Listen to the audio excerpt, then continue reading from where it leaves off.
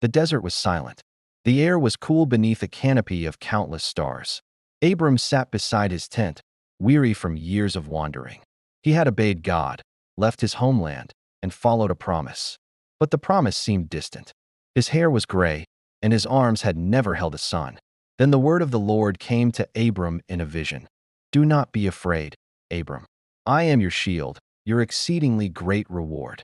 Abram lifted his head toward the heavens and spoke with the honesty of a man who had waited long. "O sovereign Lord, what will you give me, seeing that I remain childless? The heir of my house is Eliezer of Damascus. You have given me no offspring, so a servant will inherit my estate." But God's voice came again, strong and sure. "This man shall not be your heir.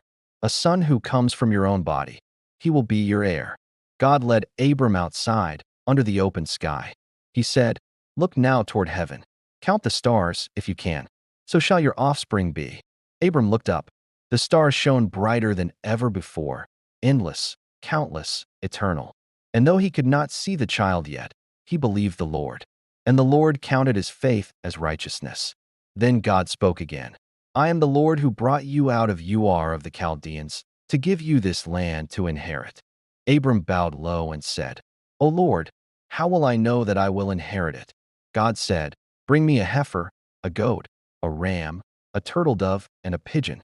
Abram obeyed. He prepared the sacrifice as instructed, laying each piece carefully before the Lord. As the sun began to set, Abram fell into a deep sleep, and great darkness fell upon him. Then God's voice filled the silence. "Know for certain that your descendants will be strangers in a land not their own. They will be enslaved and mistreated 400 years.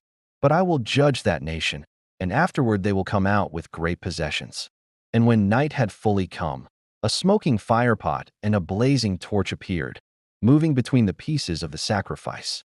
It was the presence of the Almighty, the eternal God, making an everlasting covenant, not by words alone, but by his own glory passing through fire.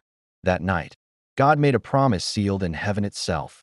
"To your descendants I give this land, from the river of Egypt to the great river, the Euphrates. All this will belong to them." Abram watched the fire fade into the stars. He still had no son, no land in his hands, but he had the word of God in his heart, and that was enough.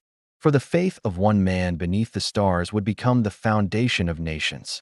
And through that faith, the covenant of God would reach all generations, even to us.